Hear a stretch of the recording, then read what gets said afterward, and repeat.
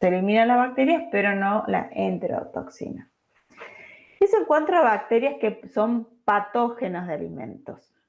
Ahora veamos la otra cara, que son las bacterias que se utilizan como productoras de alimentos. Y que son muy importantes. Una de ellas son las bacterias lácticas. Estas bacterias se utilizan tanto en la producción de nuevos alimentos como en la conservación de alimentos. Las bacterias lácticas pueden tener forma de bacilos o de cocos, no esporulan, son gram positivas, son fermentadoras. La fermentación tiene fermentación ácido láctica y la fermentación puede ser homofermentativa cuando producen solo ácido láctico o heterofermentativa cuando producen otros ácidos o otros productos como el etanol, el ácido acético, el dióxido de carbono. Estas bacterias están generalmente en la leche, están, por ejemplo, en la filósfera de las hojas, sobre frutas, tienen exigencias nutritivas complejas, requieren ciertos aminoácidos, ciertas purinas, ciertas pirimidinas, por lo tanto necesitan ciertos requerimientos nutricionales para poder vivir y desarrollarse.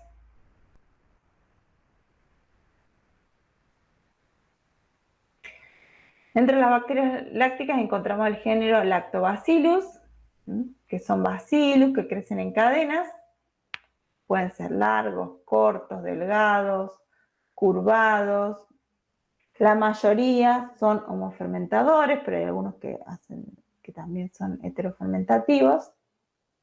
Y son comunes en los productos lácteos, se utilizan muchos para producir leche fermentada, yogures, leche ácida, para producir quesos. También se utilizan en la conservación de silos, de forrajes. Se venden incluso inoculantes a base de estas bacterias para conservar los silos. De todos modos, estas bacterias están presentes en la filósfera, o sea, sobre las hojas de la planta, que se utilizan para hacer ensilados. Entonces, bueno, en el silo se desarrollan cuando se realiza el silo y conservan el silo. La propiedad de conservación que tienen estas bacterias es bajan el pH, producen ácidos y al producir ácidos bajan el pH y al disminuir el pH y esa disminución de pH inhibe que otras bacterias que pueden deteriorar el alimento se desarrollen.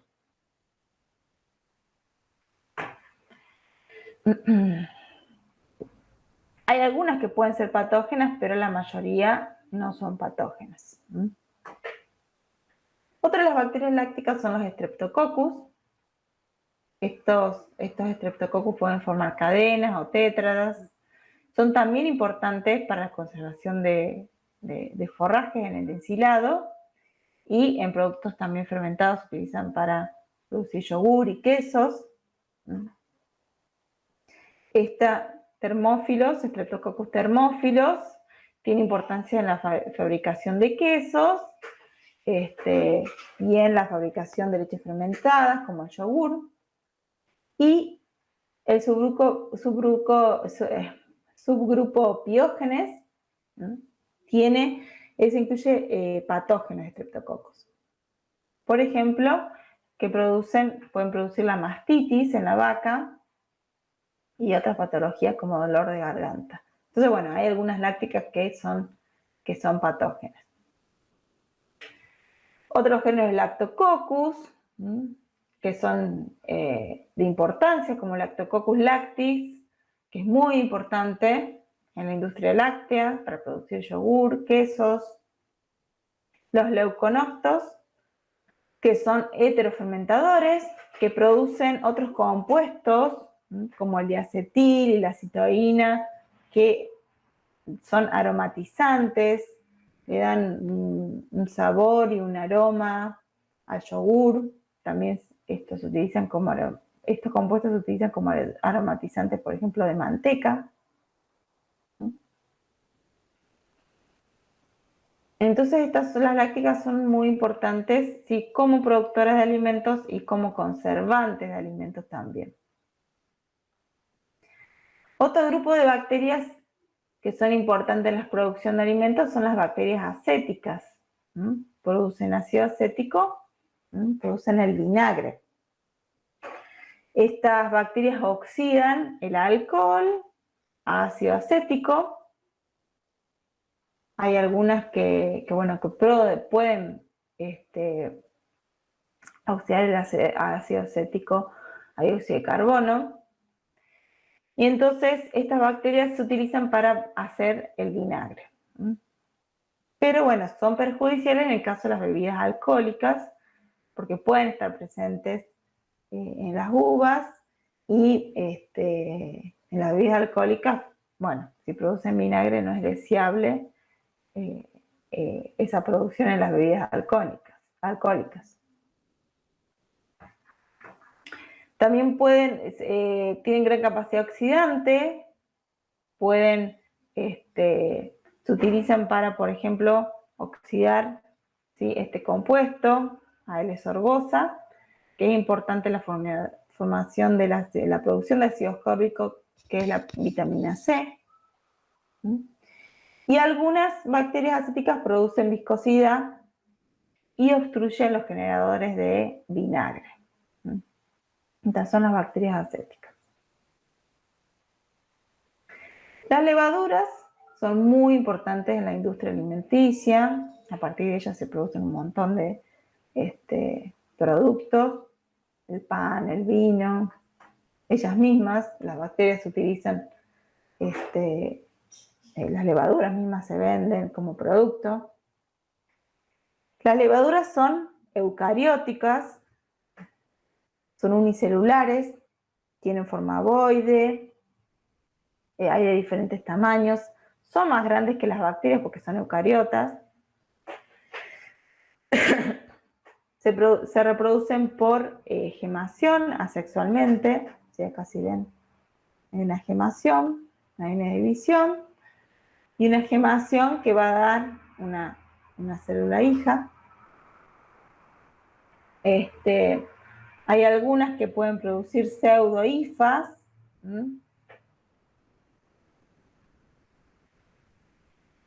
Y sobre todo necesitan azúcares, entonces prosperan en donde hay grandes cantidades de azúcares disponibles.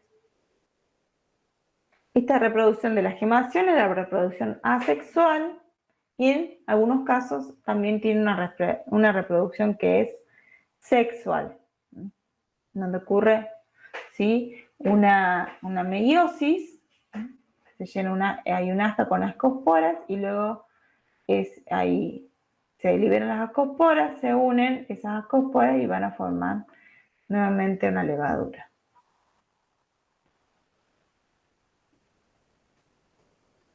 Bien. Las levaduras también son deteriorantes de alimentos, pueden alterar los alimentos, yogures, quesos, carne, frutas, bebidas alcohólicas, cuando se desarrollan levaduras que no son deseadas en esas bebidas alcohólicas. Los alimentos, como comentaba al principio, son nichos ecológicos que dependen, qué microorganismo se va a desarrollar, depende de su composición química, su contenido de agua. Entonces, cada tipo de alimento va a estar colonizada por un tipo de levadura. Bien. Por ejemplo, las bebidas alcohólicas, los contaminantes más habituales son levaduras con elevada tolerancia al alcohol, como el género de Quera, de algunos Saccharomyces. En alimentos con alto contenido de azúcar, hay varias especies de este género de levadura, que sigo Saccharomyces, que pueden contaminarlo. En frutas y verduras frescas también abundan, por ejemplo, las cándidas. Las cándidas son patógenos, son oportunistas, que bueno, dependiendo si de la de la inmunidad de la persona, si está inmunodeprimido, si tiene una patología previa, se pueden desarrollar las cándidas en diferentes mucosas.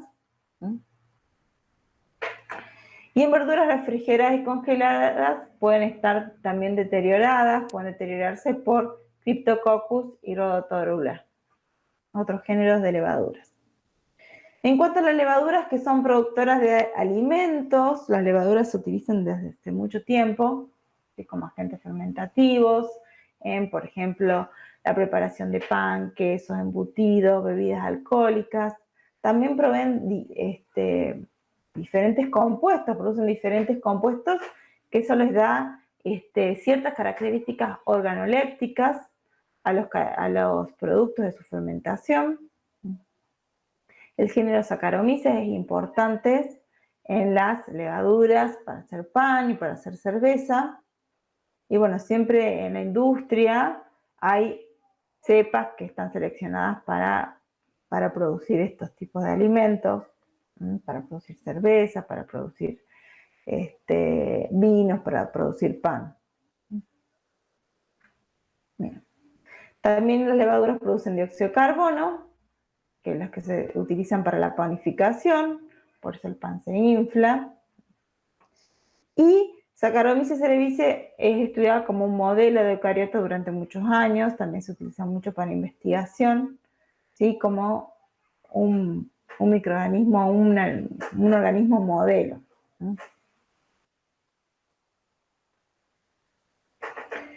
Las levaduras son hongos unicelulares, y después tenemos otros hongos, como son estos hongos, los basidiomycotas. Entre los géneros más importantes son los champiñones, o sea, el género Agaricus, dentro de los que pertenecen los champiñones, que son comestibles. Y también tenemos otros géneros, como la manita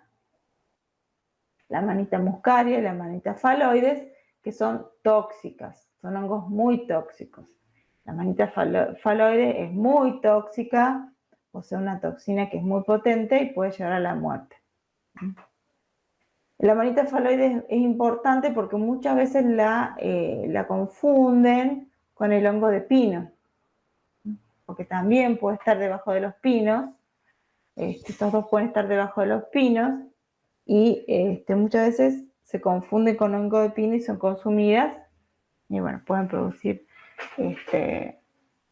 la muerte incluso o quedar con fallas en los órganos de las personas que los consumen.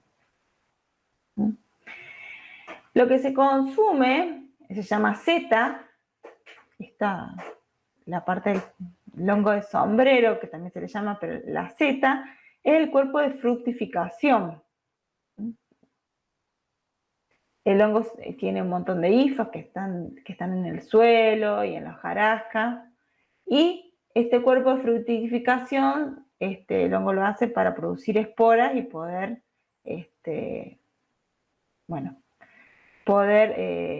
luego esas esporas se desarrollan y producen más hifas y más hongos.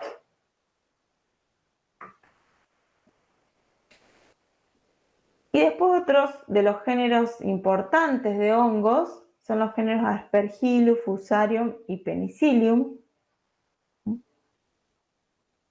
Estos hongos generan deterioro de los alimentos, de carnes, vegetales, productos lácteos.